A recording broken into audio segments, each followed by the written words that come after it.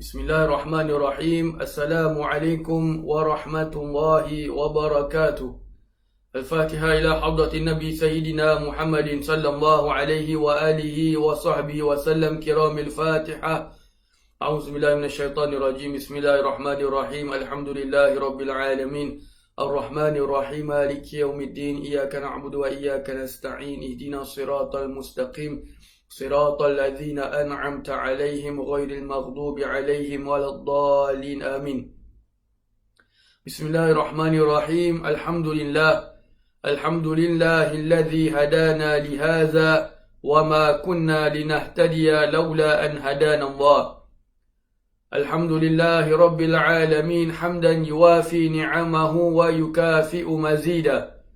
اللهم صل وسلم على نور الأنوار وسر الأسرار وترياق الأغيار ومفتاح باب اليسار سيدنا ومولانا محمد المختار وآله الأطهار وأصحابه الأخيار عدد نعم الله وإفضاله. اللهم صل وسلم على سيدنا محمد مفتاح باب رحمة الله عدد ما في علم الله صلاة وسلاما دائمين بدوام ملك الله وعلى آله وصحبه عدد كل ذرة ألف مرة. سبحانك لا علم لنا إلا ما علمتنا إنك أنت العليم الحكيم. رب اشرح لي صدري ويسر لي أمري واحلل عقدة من لساني يفقه قولي. أستغفر الله العظيم الذي لا إله إلا هو الحي القيوم وأتوب إليه. أما بعد. Alhamdulillah, puji dan syukur kita kepada Allah Subhanahu wa Ta'ala atas limpahan kurnianya sehingga kita masih lagi diberikan kesempatan oleh Allah Subhanahu wa Ta'ala untuk dapat sama-sama mendengarkan dan juga mempelajari sebahagian daripada ilmu-ilmu Allah. Semoga Allah Subhanahu wa Ta'ala terus memimpin kita, terus memberikan kepada kita nikmat taufik dan hidayah.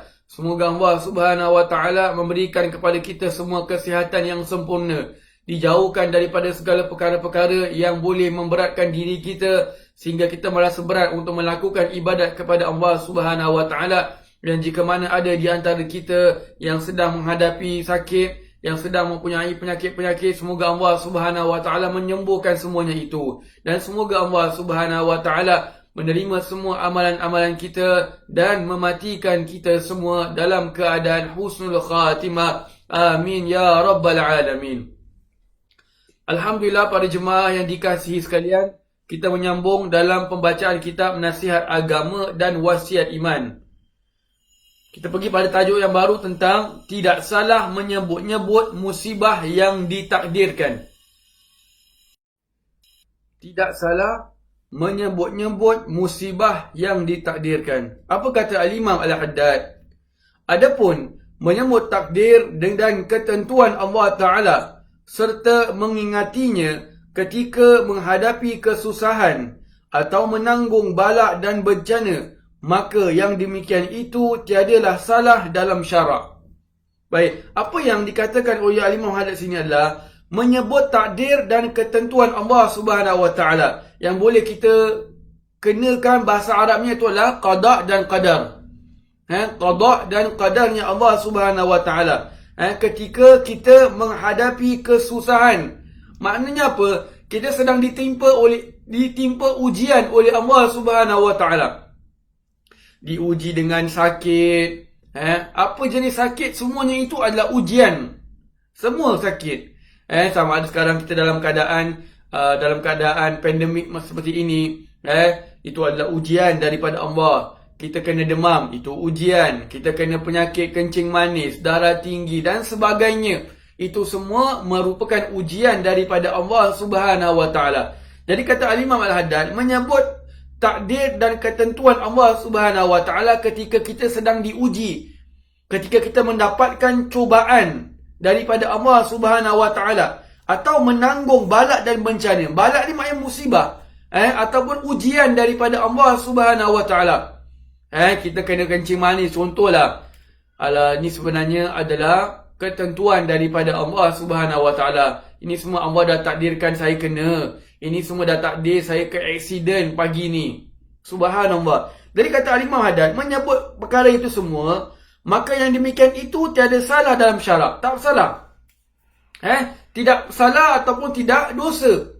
Kenapa? Sebab ia lebih merupakan bantahan terhadap diri sendiri yang berlaku cuai, bukan terhadap Allah Ta'ala yang menimpakan musibah itu. Maknanya apa? Dalam masa yang sama, apabila kita mengatakan bahawa perkara ini sudah ditakdirkan oleh Allah Subhanahu Wa Ta'ala, kita sebenarnya menyalahkan diri kita daripada menyalahkan Allah yang mentakdirkan. Kita menyalahkan diri kita daripada menyalahkan Allah. Jadi kita macam berkata dengan diri kita, kita menyalahkan diri kita, semua ini berlaku kerana kesilapan kita sendiri, kerana kelalaian kita sendiri, kerana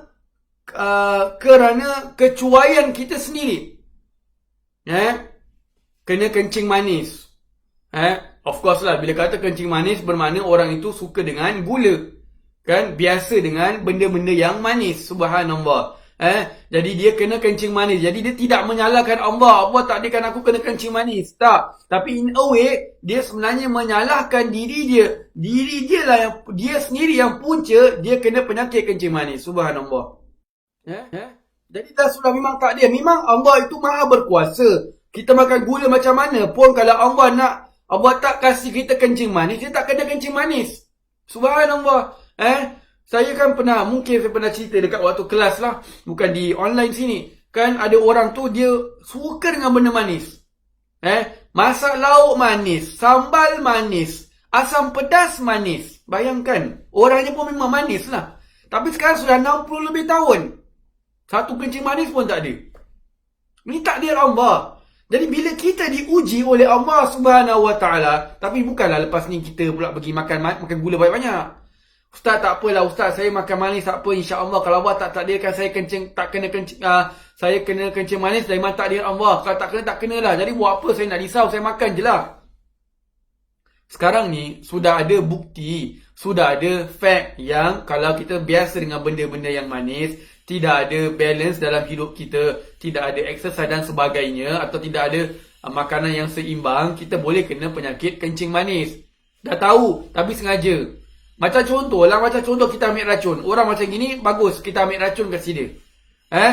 Cuba makan, suruh kasi dia minum itu racun. Tengok. Kalau dia kata, Ustaz matilah Ustaz. Tadi kan awak kata kalau awak tak takdirkan, awak tak mati. Agak-agak dia berani minum ke tak berani minum? Tak berani. Kan? Maka begitu juga dengan perkara-perkara yang lain. Subhanallah. Jadi kalau kita terkena diberikan oleh Allah Subhanahu Wa Ta'ala ujian. Saya mohon maaf, kata kencing manis bukan orang sini lah, orang mungkin sebelah yang kurang exercise sana, negeri lain lah.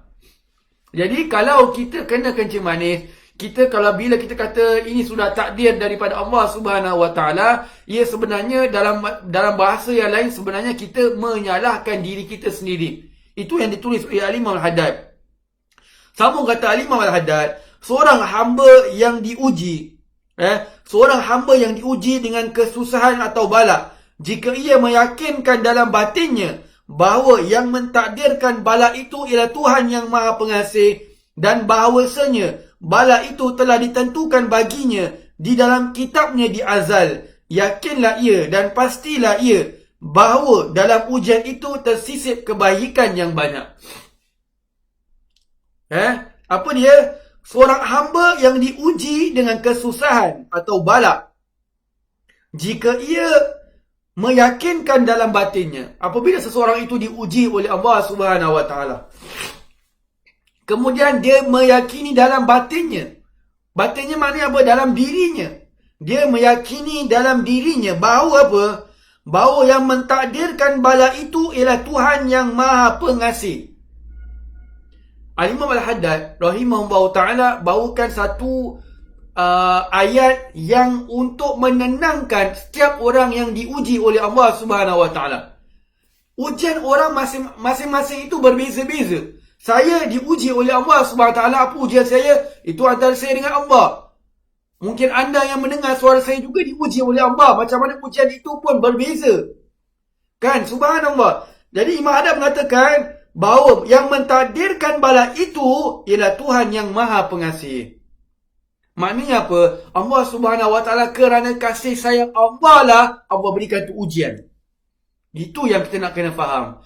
Kerana Allah sayanglah Allah berikan ujian tersebut.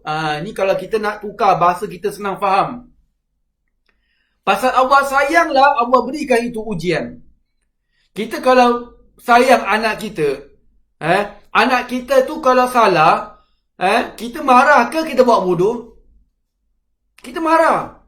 Kita tegur. Kita kata ini salah. Ini perkara ni kurang tepat. Yang lebih baik adalah buat seperti ini. Kita tegur anak kita. Kan? Kenapa kita nak tegur anak kita? Kenapa kita nak pergi betulkan anak kita? Kerana kita sayang anak kita tu. Kita tak nak anak kita tu terus menerus buat kesilapan. Kita tak nak anak kita itu terus menerus dia tenggelam dalam benda-benda yang tidak baik. Jadi kita buat apa? Kita tegur dia. Berikan dia satu macam marah ataupun teguran. Maka begitu juga bila Allah sayang kita, Allah berikan kepada kita ujian tersebut.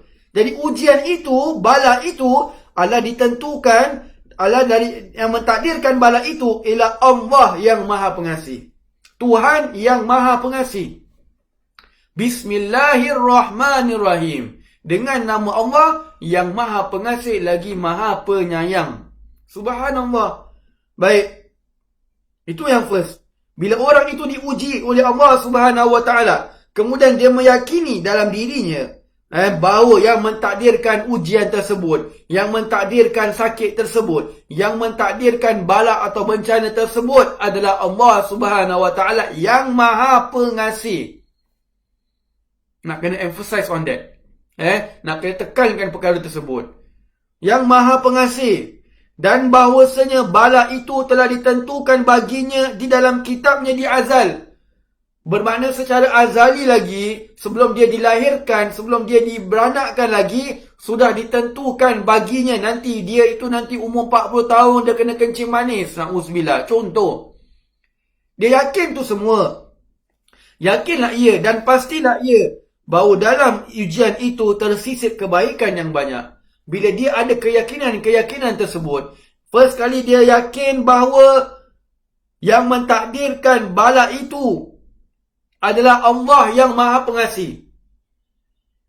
Itu yang pertama. Yang kedua, dia tahu bahawa ini semua sudah ditentukan oleh Allah Subhanahu Wa Taala sebagaimana yang Allah telah tentukan rezeki untuk dia. Kita hari ini rezeki dapat makan nasi lemak, makan nasi sambal goreng, itu memang sudah ditentukan rezeki kita pada hari tersebut. Kita usaha macam mana pun, hari ni saya betul-betul nak makan laksa. Order laksa. Laksa tak sampai, mi rebus sampai. Pasal memang sudah tertulis di sisi Allah bahawa kita akan makan mi rebus, bukan laksa. Subhanallah. Rezeki dah ditentukan, maka begitu juga ujian-ujian kita juga telah ditentukan. Jodoh kita telah ditentukan. Kematian kita telah ditentukan. Subhanallah. Jadi, bila dia ada yakin ni semua, maka dia akan meyakini bahawa dalam ujian itu tersisip kebaikan yang banyak. Setiap perkara kita diuji oleh Allah Subhanahu Wa Taala, maka semuanya itu ada kebaikan. Setiap ujian yang kita lalui, setiap ujian yang kita lalui semuanya itu ada kebaikan, semuanya itu ada pahala. Dengan syarat. Dengan syarat kita bersabar. Subhanallah. Kebaikan, sebab tu kalau kita nak lihat, kalau kita nak singkap tentang apakah fadilat orang yang sabar atas ujian yang diberi. Sayyidina Abu Sa'id Al-Khudri radhiyallahu anhu satu ketika menziarahi Nabi SAW dalam keadaan demam. Nabi diuji dengan demam. Diberikan demam. Subhanallah. Maka datang seorang sahabat radhiyallahu anhu, Sayyidina Sa'id Al-Khudri. Beliau menziarahi Nabi SAW. Jadi apabila beliau menziarahi Nabi SAW, beliau ini memegang badan Nabi SAW yang mulia di atas selimut Nabi. Ada selimut, Sayyidina Sa'id Al-Khudri radhiyallahu anhu pegang selimut Nabi. Pegang selimut Nabi, Sayyidina Sa'id Al-Khudri radhiyallahu anhu merasakan panas Nabi SAW. Kita boleh bayangkan bagaimana demamnya Nabi SAW. Subhanallah, boleh sampai macam gitu sekali. Subhanallah. Lepas tu dalam sabda Nabi yang lain, sesungguhnya baik, itu saya rasa tu dalam hadis yang lain. Jadi kemudian Sayyidina Abu Sa'id Al-Khudri radhiyallahu anhu berkata kepada Nabi sallallahu alaihi wasallam, alangkah sakitnya demam ini pada kamu ya Rasulullah. Subhanallah. Maka kata Nabi sallallahu alaihi wasallam, begitulah kami, yakni para nabi, cubaan pada diri kami ini dilipat gandakan. Cubaan atas diri kami, maknanya para nabi macam kami, dilipat kali gandakan, bermakna digandakan, dan ganjaran juga digandakan bagi kami. Subhanallah. Langsung Sayyidina Abu Sa'id Al-Khudri radhiyallahu anhu bertanya, ya Rasulullah, siapakah orang yang paling berat cubaannya? Siapakah orang yang paling berat cubaannya? Maka jawab Nabi sallallahu alaihi wasallam, iaitu para nabi. Para nabi. Kemudian tanya lagi, kemudian siapa lagi ya Rasulullah? Maka Nabi sallallahu alaihi wasallam menjawab, kemudian orang-orang soleh. Jadi kita kena ingat, makin kita memperbaiki diri kita, makin kita ini menjadi orang yang hendak berubah untuk menjadi orang baik, maka makin kita itu akan diuji oleh Allah Subhanahu wa taala. Subhanallah. Makin kita diuji oleh Allah Subhanahu wa taala. Sebab itu yang hadis, dalam sebuah hadis yang diriwayatkan oleh Imam At-Tirmizi daripada Sayyidina Abu Hurairah radhiyallahu anhu, Nabi sallallahu alaihi wasallam bersabda, ujian akan terus menimpa orang-orang mukmin dan orang-orang mukminah. Kata Nabi SAW, ujian akan terus menimpa orang-orang mukmin dan orang-orang mukminah. yakni orang-orang beriman lelaki dan orang-orang beriman perempuan. Juga atas anaknya dan juga hartanya. Anak dan juga hartanya, kamu pun kena uji.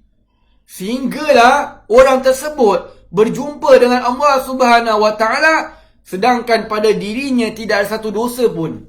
Subhanallah. Hadis riwayat Imam Tirmizi ni, hadis hasan sahih.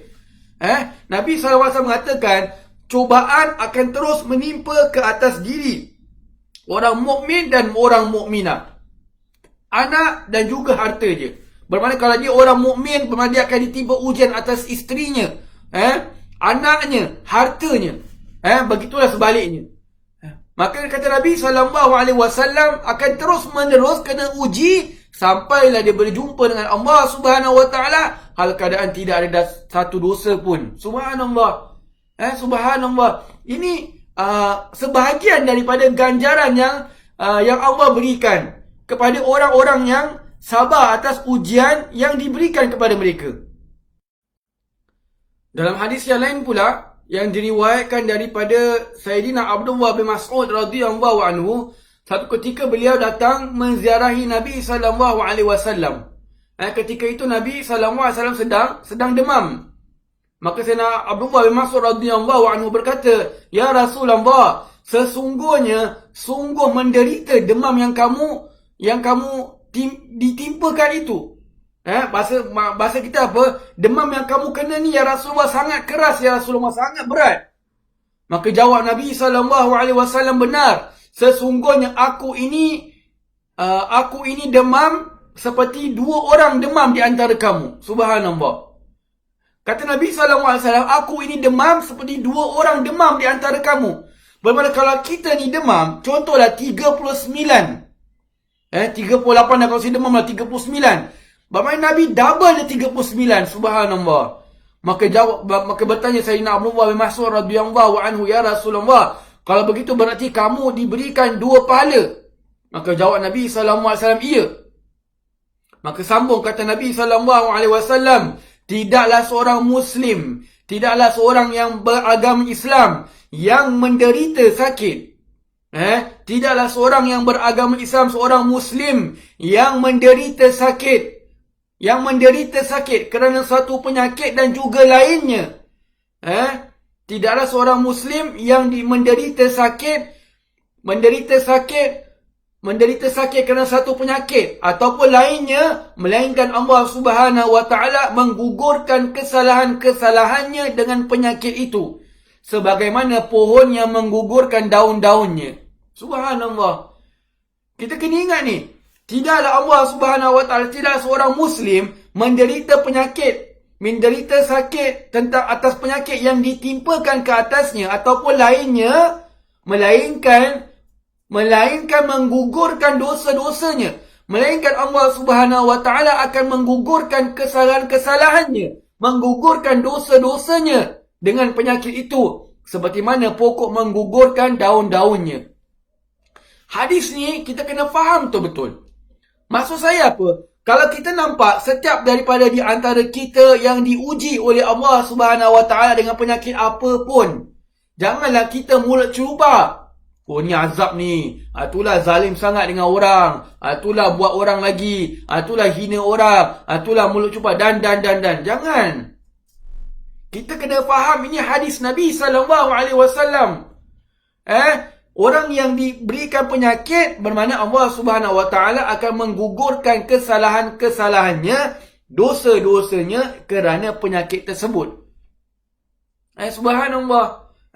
Dalam hadis yang lain pula Nabi SAW bersabda, tidaklah seorang mukmin ditimpa sakit.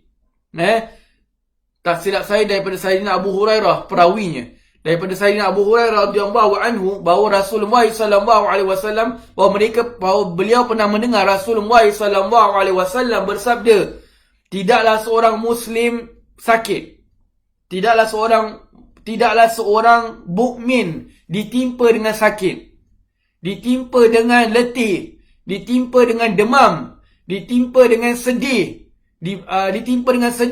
sehingga menimbulkan kekhawatiran dalam dirinya, melainkan Allah Subhanahu wa taala akan mengampuni dosa-dosanya.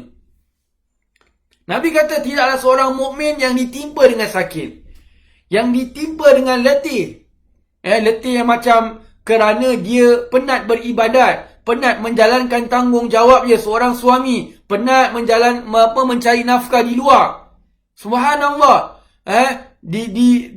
Ditimpa dengan demam, ditimpa dengan sedih, sehingga menimbulkan kekhawatiran dalam dirinya, melainkan Allah Subhanahu wa taala mengampuni dosa-dosanya. Subhanallah. Jadi kita ini apabila diberikan oleh ujian oleh Allah Subhanahu wa taala, yang paling basic sekali, paling asas sekali, kita kena ingat satu perkara saja, kita sedang diberikan kasih sayang Allah Subhanahu wa taala. Kita sedang diberikan oleh Allah kasih sayangnya. Saya pernah satu ketika pada beberapa bulan yang lalu, atau tak silap saya tahun yang lalu, didatangi oleh seorang jemaah. Makcik ni jumpa saya, dia mengadu pada saya tentang keadaan dirinya. Macam-macam dia cerita. Tentang keadaan rumah tangganya, tentang keadaan diuji, tentang keadaan diganggu, diganggu, ada gangguan dan sebagainya lah. Subhanallah. Jadi makcik ni cakap dengan saya bahawa, saya cakap dengan makcik ni, saya bilang, cik, ujian yang Allah berikan pada kita bukan kerana Allah nak menyiksa kita. Ujian yang Allah berikan kepada kita bukan kerana Allah benci kita, bukan kerana Allah murka kita, tetapi ujian Allah berikan kepada kita kerana Allah sayangkan kepada kita. Macam ni tengah nangis-nangis, terus stop. Tengah nangis-nangis ni, terus stop. Ustaz, betul ke Allah sayang kita? Allah berikan ujian pasal Allah sayang kita? Saya cakap betul. Orang mukmin itu tidak akan sunyi daripada diuji oleh Allah Subhanahu wa taala. Jadi janganlah kita bila diuji macam-macam kita mengadu kat orang, apalah nasib saya kena macam gini, kenapalah macam gini, kenapalah saya kena sakit macam gini. Jangan. Kita kena ingat itu semua kasih sayang Allah. Allah nak gugurkan dosa kita, Allah berikan kita penyakit-penyakit. Bukanlah maknanya kita minta sakit, ya Allah sakitkan aku, ya Allah sakitkan aku, bukan. Maknanya setiap kali kita diberikan ujian oleh Allah Subhanahu wa taala, kita kena ingat itu berupa kasih sayangnya Allah Subhanahu wa taala. Kena ingat itu selalu. Subhanallah. Baik. Kemudian kata Al-Imam Al-Haddad, Dari huraian ini nyata dan jelaslah bahawa membantah terhadap takdir dan ketentuan Allah dalam suatu perkara yang telah ditetapkan baginya adalah ditegah dan dilarang. Dan melanggarnya adalah tercela di sisi Allah Ta'ala. Manakala sabar atas balak dan bencana yang ditetapkan itu adalah baik dan berguna selagi ia menimbang perkara itu dengan akalnya. Apa kata Al-Imam Al-Haddad? Membantah terhadap takdir dan ketentuan Allah Subhanahu Wa Ta'ala dalam suatu perkara yang telah ditetapkan baginya adalah ditegah dan dilarang, dan melanggarnya adalah tercela di sisi Allah Ta'ala. Maknanya apa?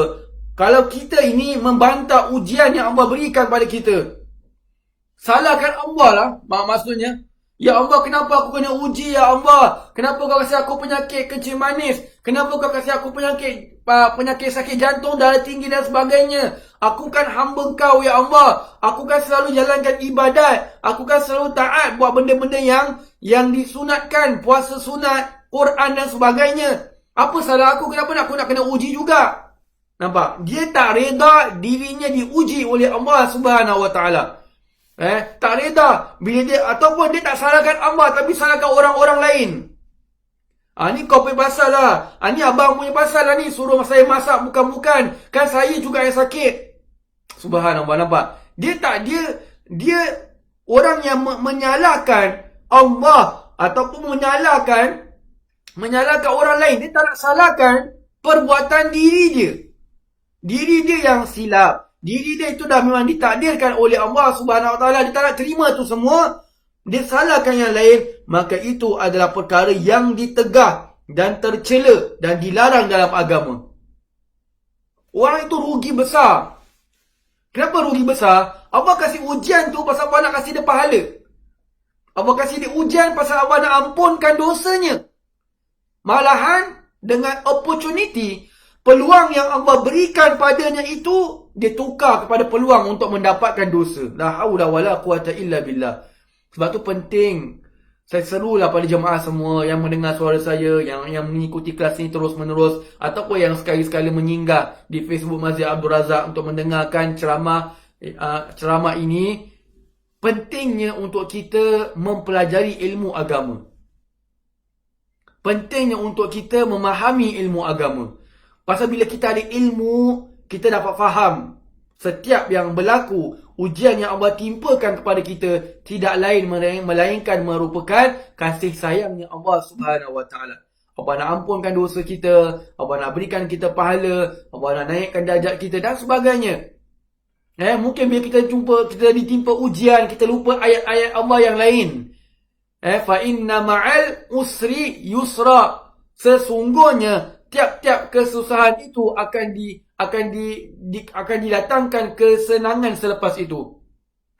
Lepas ada kesusahan, ada kesenangannya. Kalau kesusahan itu bawa kepada kematian, bermakna kesenangan itu datang setelah kematian. Itu yang paling penting. Subhanallah. Jadi bila kita ada ilmu, kita belajar agama, bukan nak jadi ustaz. Belajar agama sekadar yang basic. Sekadar sebagai rutinan kita. Maka kita akan tahu, akan faham. Setiap ujian itu adalah kerana kasih sayangnya Allah Subhanahu Wa Ta'ala. Manakala sabar atas balak, bencana yang ditetapkan itu adalah baik dan berguna. Ini telah kita lalu tadi macam-macam dia punya fadilat orang yang sabar atas ujian yang ditimpakan ke atasnya. Allah Subhanahu Wa Ta'ala berfirman, A'udzubillahi minasyaitonirrajim.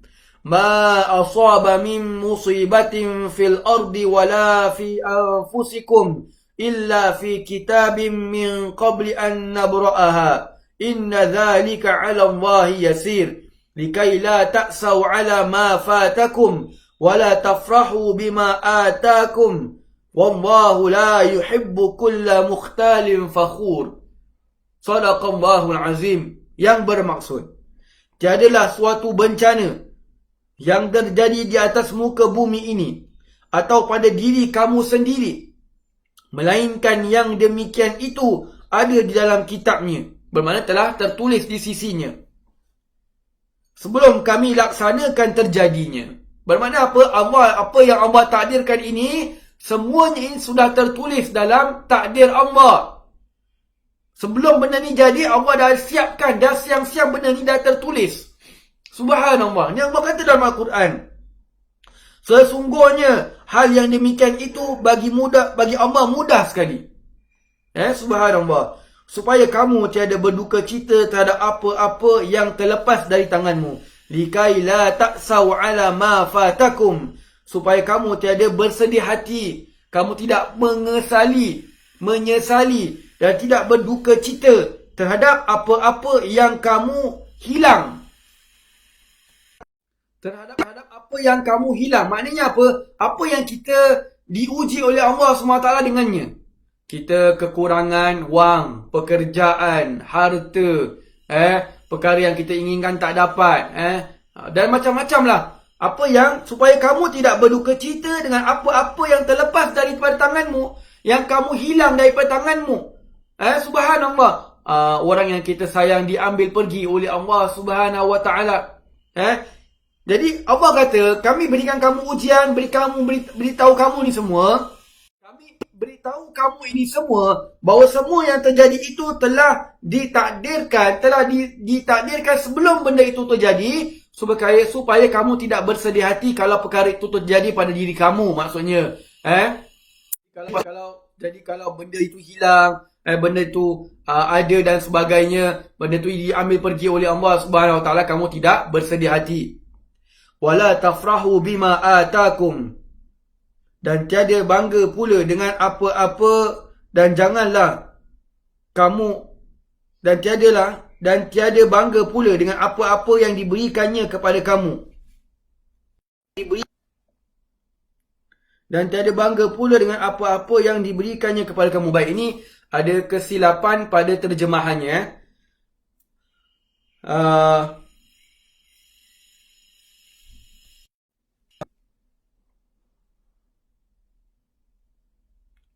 Dia maknanya apa? Bukan tiada dibangga pula. Dan janganlah kamu berbangga. Janganlah kamu bergembira dengan apa yang diberikan kepada kamu.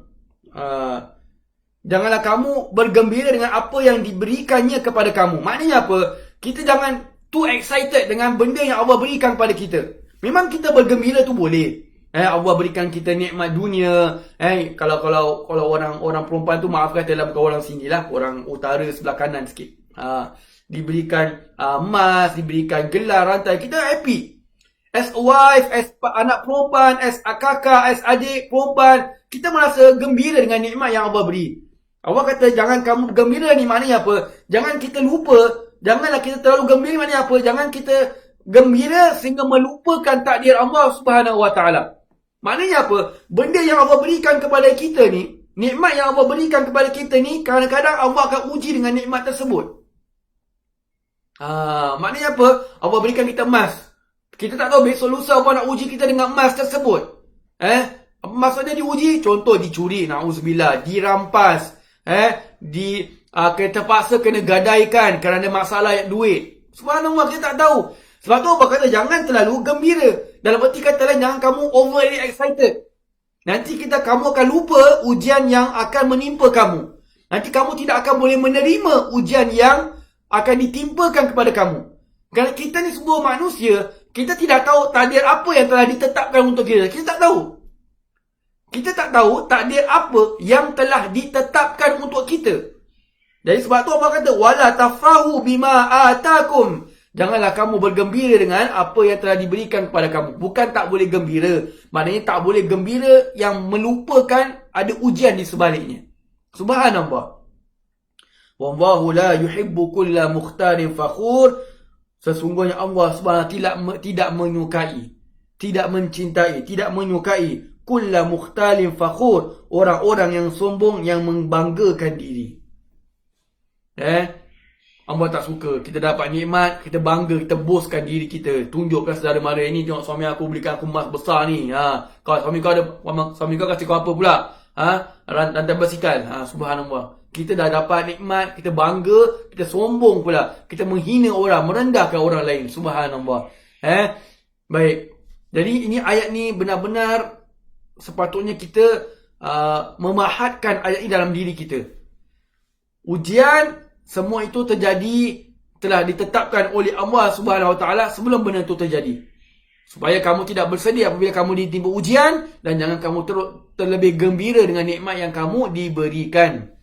Subhanallah. Wallahu a'lam bishawab. Kita berhenti sampai di sini dahulu. Semoga Allah Subhanahu Wa Taala terus memberikan kepada kita pimpinannya, memberikan kepada kita taufik dan hidayah sehingga kita menjadi orang yang dapat bersabar atas ujian-ujian yang diberikan. Semoga dengan setiap ujian yang kita diberikan oleh Allah Subhanahu Wa Taala itu, Allah gantikan dengan pahala, Allah gantikan dengan pengampunan dosa-dosanya, dan semoga Allah Subhanahu Wa Taala mematikan kita semua dalam keadaan husnul khatimah. Amin ya rabbal alamin. Kita tutup dengan surah Wal Asr dan tasbih kafaratul majlis.